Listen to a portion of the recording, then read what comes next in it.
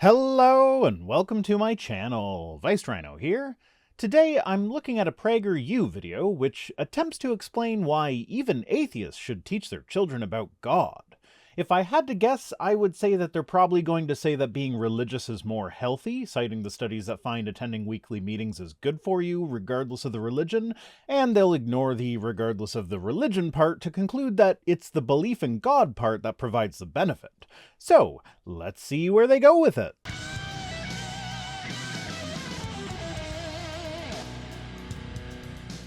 As a therapist, I'm often asked why depression and anxiety are so common among children and adolescents. And as a therapist, you provide an evidence-based answer about how increased anxiety and depression levels are a very complicated topic, with many potential causes and confounding factors that vary significantly by country and by region in the country and by demographics. But specific to the United States, there are several likely causal links, such as general increases in school shootings, leading to regular drills designed to prepare students for a situation where a place they spend the majority of their day could turn into a violent rampage directed against them. Yeah, that'll cause some anxiety for sure. Also, technology is a double-edged sword. Overall trends in children's exposure to violence are downward, but as the world becomes more connected, we are more likely to hear about cases from farther away than before. So my kids might be significantly safer wandering the streets alone than I was in the 90s, but if one of them should go missing, that news is significantly more likely to spread farther than it would have in the 90s, leading to a general perception of an increase in these types of incidents.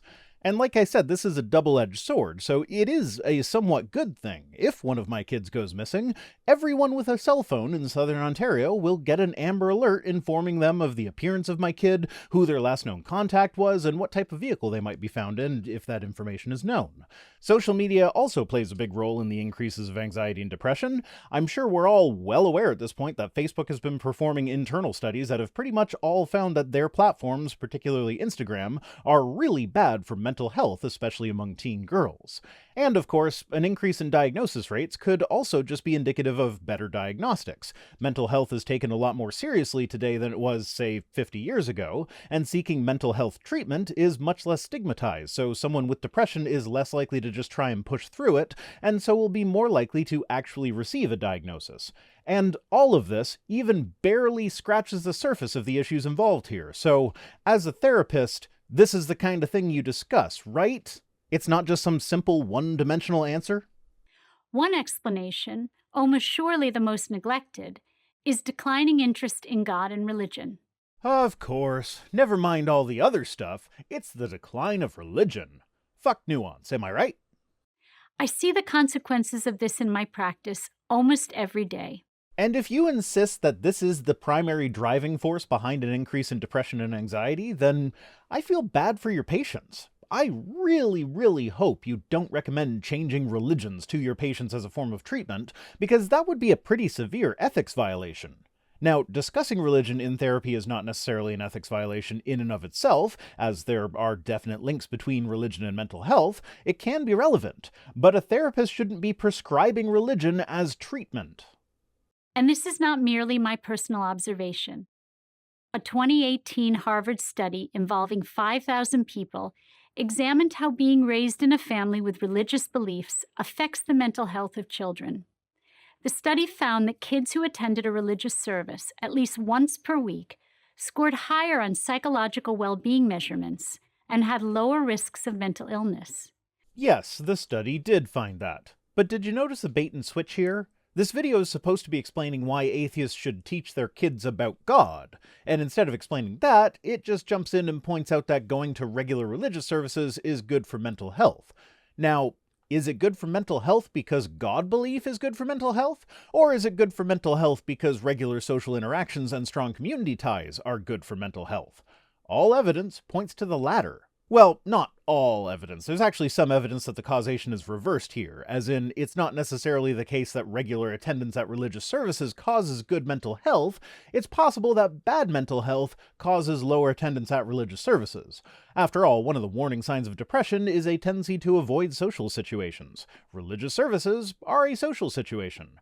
The reality is likely a combination of factors. Having healthy social bonds is pretty well established as being good for mental health at this point, so of course regular social gatherings gatherings will help with that. And also, avoiding social interaction is a symptom of depression, so people with depression will be less likely to want to go to church. These two things are not mutually exclusive. But also, the study in question only looked at the children of fairly affluent white families, and it didn't consider the influence of parents and peers on the children's religious decisions. In other words, a kid who doesn't go to church being raised in a family that does go to church might be experiencing high levels of tension at home as a result of this decision, which could produce negative mental health outcomes that are not caused by their lack of attendance, but rather by family conflict. And just as a nice little cherry on top, this study was funded by the Templeton Foundation, an organization that's rather notorious for funding research specifically so that they can find religious-friendly results, like this one. Weekly attendance was also associated with higher rates of volunteerism, lower probabilities of both drug use and early sexual initiation, and a sense of purpose. Results which may not be able to be generalized across the population. And yes, it bears mentioning that there are negative health associations with early sexual initiation, most of which could be prevented with safe sex, so sex education is a pretty important factor for that one. Yet despite all the evidence that religious involvement leads to positive behaviors, Gallup reports that the U.S. has seen a 20% decrease in attendance at formal religious services in the past 20 years. Yes, which is why the need for secular social groups is growing. This is one area where religion has atheism beat. It mostly has a monopoly on weekly social gatherings, and similar atheist gatherings always end up suffering from the fact that active atheists, as distinguished from people who don't really think about it but just don't believe in God, tend to actively avoid treating any particular person or organization with any undue reverence, and so there's no one person whose opinion on which direction the organization should take will take precedence if any disputes should arise. So yeah, we need to figure out a good secular alternative to religious services, or figure out a different way to get those same health benefits. In 2018, the American Family Survey revealed that nearly half of adults under 30 do not identify with any religion. And this fact terrifies the religious leaders. There are books and pamphlets and videos and sermons, all desperately trying to figure out why young people are leaving the church, and never quite arriving at the real answers, like the cover-up of sexual abuse, bigotry against the LGBTQ community, misogyny, or even just the plain and simple fact that they don't believe in God. Instead, they go for gimmicky solutions like rapping, because the kids like the rap nowadays, right? And then you get the other pastors preaching against the pastors that use gimmicks to appeal to kids, because it's not how the message is presented, it's what's in the message.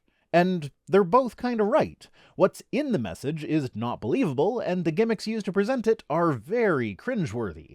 So add those two together, and you end up with podcasts like God-Awful Movies, where people can actually earn a living laughing at how cringy religious media is.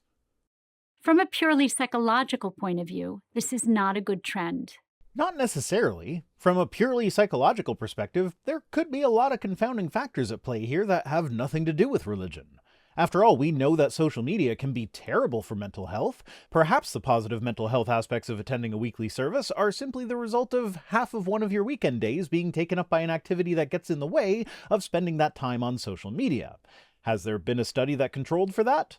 Notably, this study that she's referring to also found that regular meditation has identical health benefits to regular church attendance, though it suffers from a rather severe oversight in never having defined meditation, so we don't know if it means any particular religious practice, or just the practice of clearing out one's mind, or focusing thoughts on one problem or issue in your life, or any of the other myriad potential definitions of meditation. But either way, there are health benefits associated with meditation, which are usually pretty obviously the result of just taking some time out of the day to calm down and relax for a bit.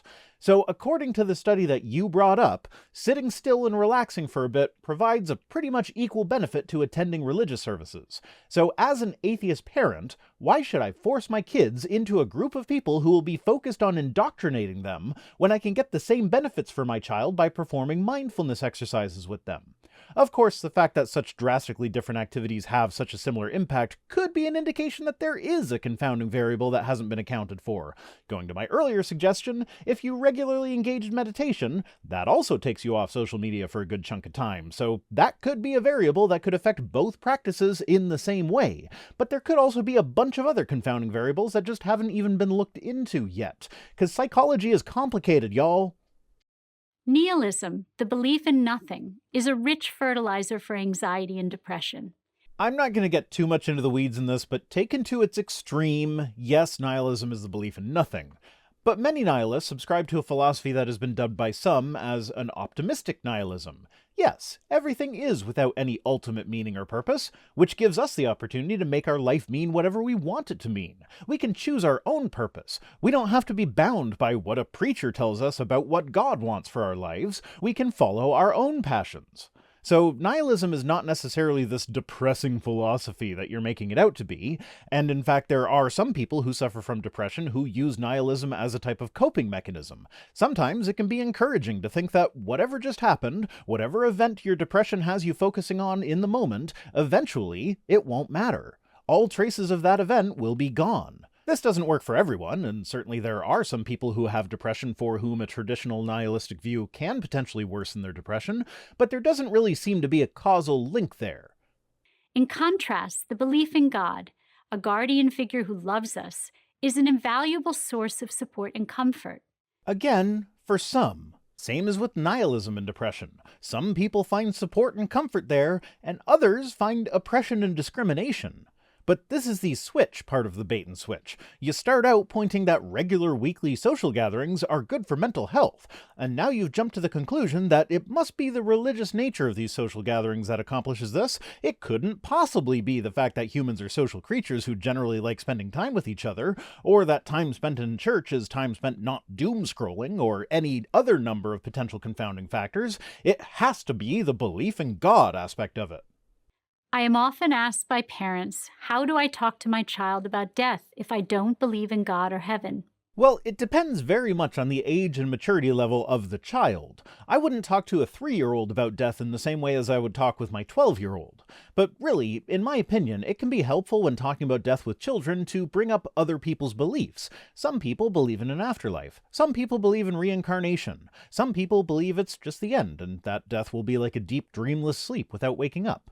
And I'm actually fairly certain that my daughter believes in an afterlife, at least she did not too long ago. And as a non-religious person myself, I don't need to worry about an angry God sending my loved ones to hell for believing the wrong thing, so I can allow her to explore that belief for herself and come to her own conclusions. The same is not true of many religious parents. Should their children express ideas about the afterlife that don't line up with their own, there is now a danger in their mind that the all-loving God of the universe will separate them from their child and will torture their child for eternity for getting the afterlife question wrong.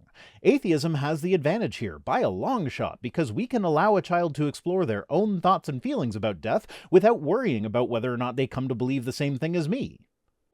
My answer is always the same. Fake it. Fuck you. That is horrible advice. There are many things you don't tell your children the full truth about. Not telling your children the complete truth about something is not the same as completely lying to them about something. For instance, if your children hear about a tragedy that has occurred in your community, you tell them that it will never happen to them. No, absolutely not. If you successfully instill in them a belief that something like a car accident could never happen to them, then do you think that will cause them to be more or less cautious when crossing a busy street? I don't need to wear a bike helmet, nothing bad happens to me. No, what I do is point out that it's unlikely to happen to us, and there are steps we can take to make it even more unlikely, and if it does happen to us, if we prepare, it won't be as bad as if we didn't prepare. Car accident? Probably won't happen, but I'll drive safely and we'll all wear seatbelts just in case. And when crossing the road, look both ways and only cross when and where it is safe to do so, etc. What about a house fire? Well, if you want your kid to believe that it'll never happen to you, you'd better not explain to them what to do if the house is on fire, and best not install a smoke detector because that implies that you think the house could catch fire at any time, and that might scare them. In pretty much any scenario that I can think of, lying to the kid and telling them that stuff like this will never happen to them can only lead to short-term comfort with a long-term increase in the potential for harm. As with death, it's best to keep things age-appropriate but truthful. We don't have a crystal ball and cannot know that bad things will not happen to our children. Which is why we do things to prepare kids to deal with potential bad situations, like how to get out of a burning house safely. What do you do if the fire's right outside your bedroom door? Why is it important to use safety equipment? Etc.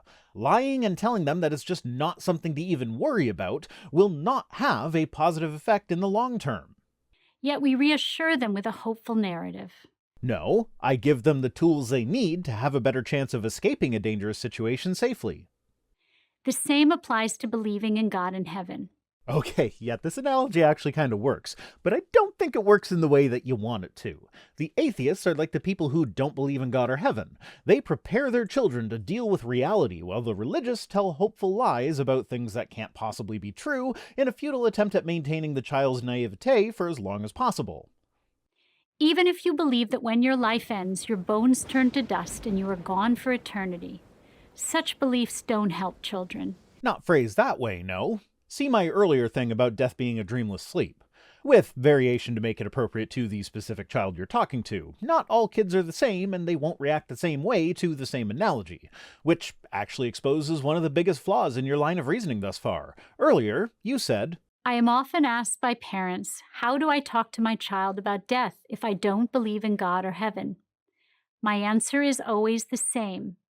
why would your answer always be the same for a question that has so many nuances that depend on everything from the child's current mood, to their personality, to what time of day it is, etc.?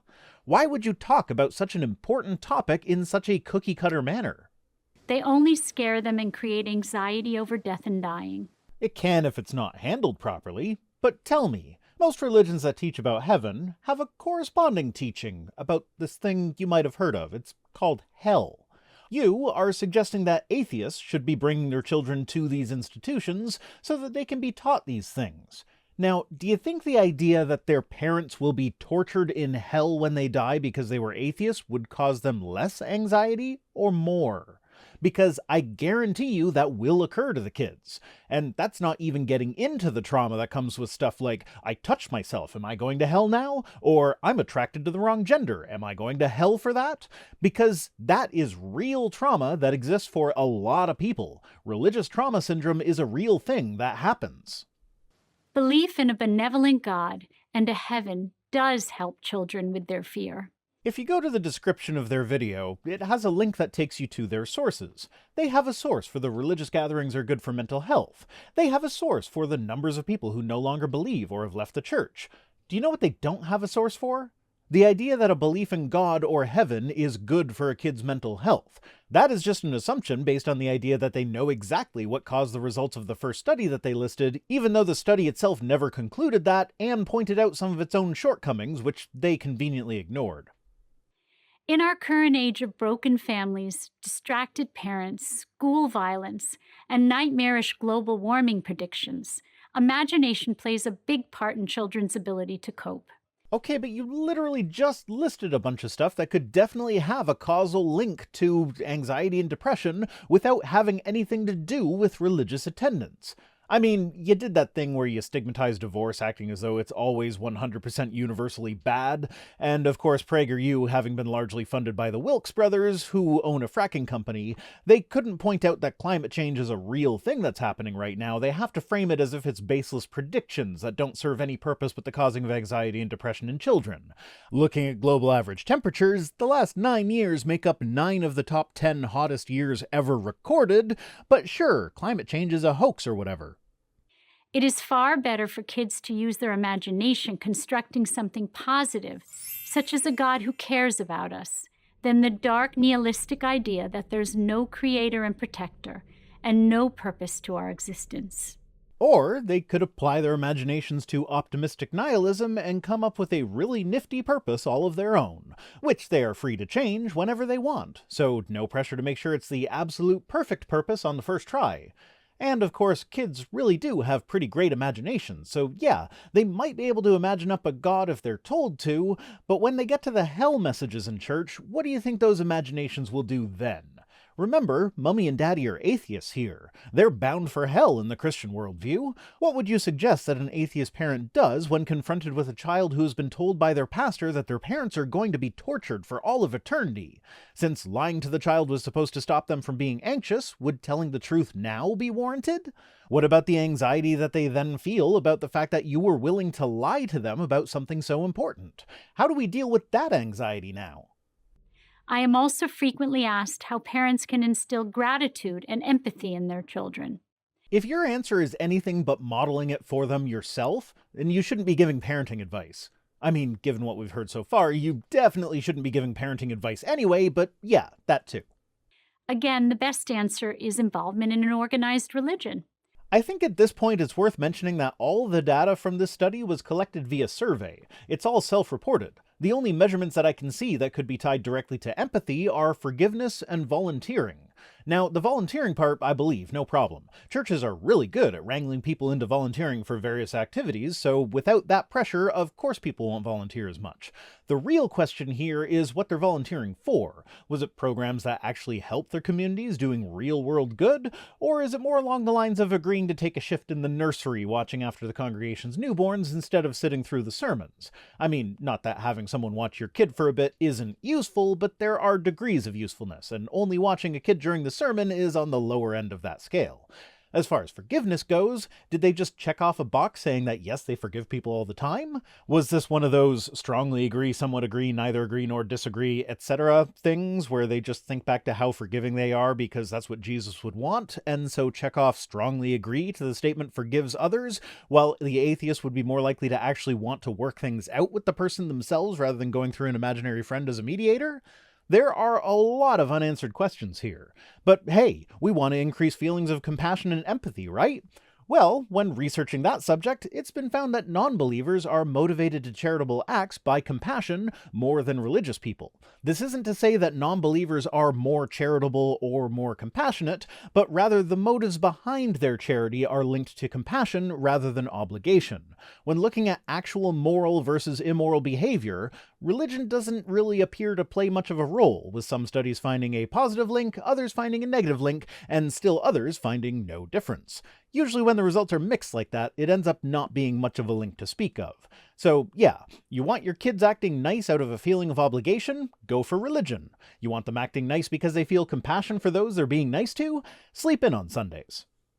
All traditional faiths encourage gratitude and empathy. To the in-group. I've read enough of the Bible and the Quran to know that the Abrahamic faiths, at least, have specific groups of people that you aren't supposed to have any compassion or empathy for at all.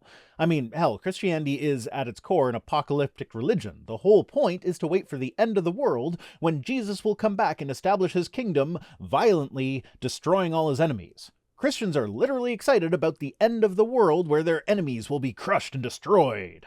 And I know that Dennis Prager of PragerU is Jewish. I'm not sure about Erica here, but since we're keeping it vague and we're focusing in on the US, it's almost a sure thing that the vast majority of people would, if they were to follow your advice, end up in a Christian church of one brand or another. So yeah, you guys can nod to the existence of other religions as though any old religion will do, but I've been focusing on Christianity because of who your target audience is.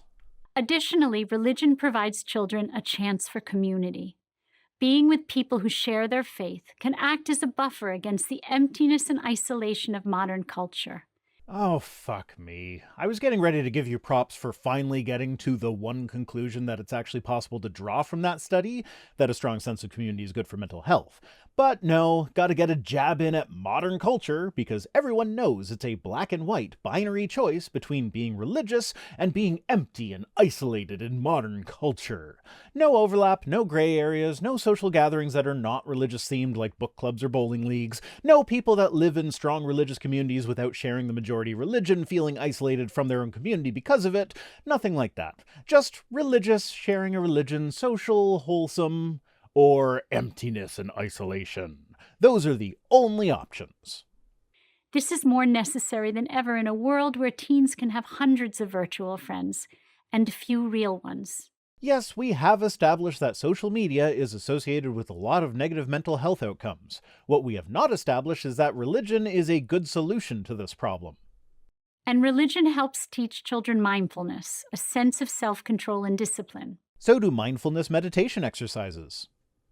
Your young children might not be aware they are entering a house of worship, but they do know they're supposed to act in an appropriate manner when they are there. Do they know that? Or has it been drilled into them to sit quietly at least until the kids are released for Sunday school or else they get in trouble? There is a big difference between being mindful and respectful of sacred spaces and just tolerating some boredom to avoid getting in trouble. Fun parenting tip: once the kids catch on that the quiet game is just a way to trick them into being quiet for a bit and the real winner is the adult, teach them how to meditate. My own rowdy, rambunctious kids will happily sit still and be thoughtful for a bit when meditating.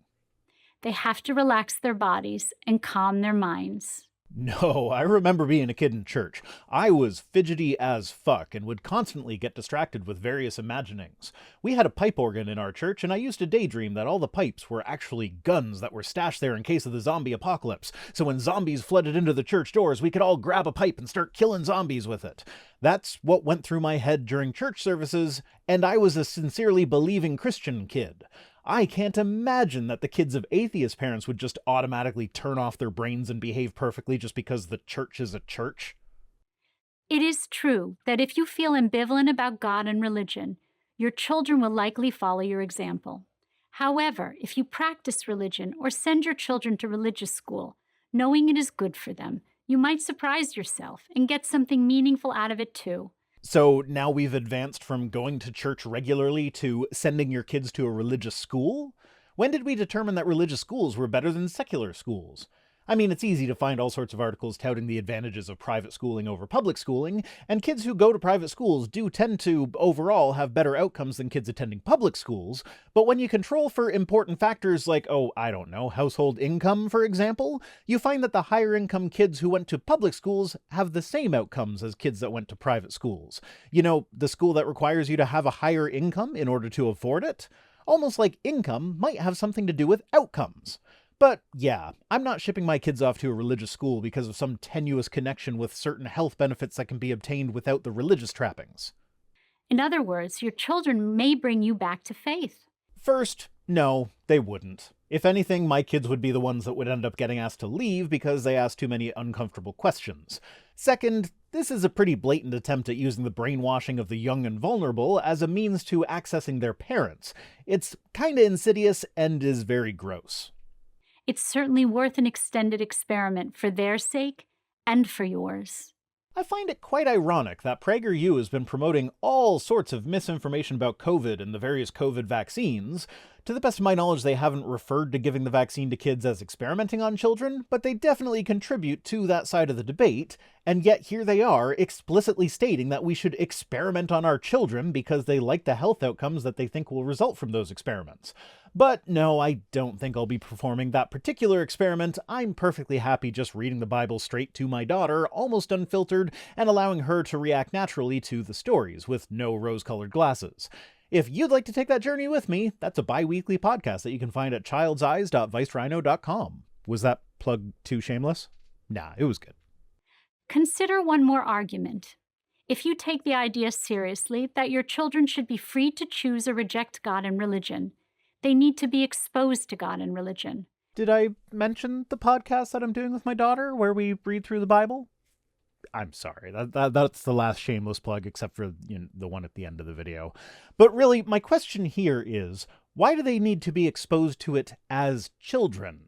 I'd rather not expose kids when they are extra impressionable and programmed by evolution to trust authority figures to a religious authority figure telling them that they have to believe him or they will burn in hell. I'd rather wait until their critical thinking faculties develop so that they can make that decision more rationally. And if proper critical thinking and rationality will lead to religion, then you shouldn't be concerned with getting to them while they're young and making sure their entire social life is tied to the religion, thereby making it difficult to leave the religion if they ever stop believing. How else will they be able to make a free and informed choice? By waiting until they're old enough to make that choice for themselves. Whether children choose to continue to practice as adults is something you cannot control, but at least give them a chance to believe in God and find comfort in religion. Tell me, if waiting until they are adults to expose them to God takes away their chance of believing in God, then what does that say about belief in God? It's not reassuring. It suggests to me that the belief would be strongest if it takes root before the brain finishes developing, while they're still at a stage of their lives where evolution has primed them to accept what authority figures say, because that's where the survival advantage was for kids for millennia. That's it for this one. Today's comment of the day comes to us from a lot of you, actually. Every now and then I get a message from someone who informs me that my stupid little videos make a real difference in their lives somehow. Usually from people who are feeling isolated because they are atheists but live in extremely religious communities, so they can't be open about their atheism. But they take comfort in atheist YouTube content knowing that there are like-minded people out there that they can interact with. Things kind of fell into place around this. I got one of those types of messages right after I decided to cover this video, and now here we are, talking about the little community that has formed around some jerk who decided to make videos pretending to be a rhino, with people telling me how important this little community is to them. It really blows me away. So just know that every time I make a video, whenever I'm countering some silly religious points that seem downright scholarly compared to what actual real-world Christians will say to you, I'm thinking of those of you who have to hide part of who you are in order to fit into your religious community, which is great at providing a sense of community as long as you agree with them. You guys are my main target audience, and I can't wait for the day when my channel is no longer needed because secular communities are thriving everywhere you look. But until that happens, I'll be here, if for no other reason than to provide catharsis for your inner monologue. Thanks for watching. Special thanks as always to my patrons, Jeffrey Dahmer, Mark McManus, Mark Hetcham, Clench Eastwood, Lynn Dobbs, What Jesus, and all the rest, who are the optimistic to the nihilism that is my channel. If you'd like to choose your own purpose, you can join us on Patreon for as little as $1 per week over at patreon.com/ViceRhino. Or just, choose your own purpose, because that's a thing that only you get to decide on for yourself. If you feel so inclined, you can also support the channel through direct donation or my Amazon wishlist. Links to social media, all the ways to support the channel, and to my other projects, like my podcast with my daughter, can be found at links.vicerhino.com. If for whatever reason you want to send me stuff, my P.O. Box address is in the description. See you next time!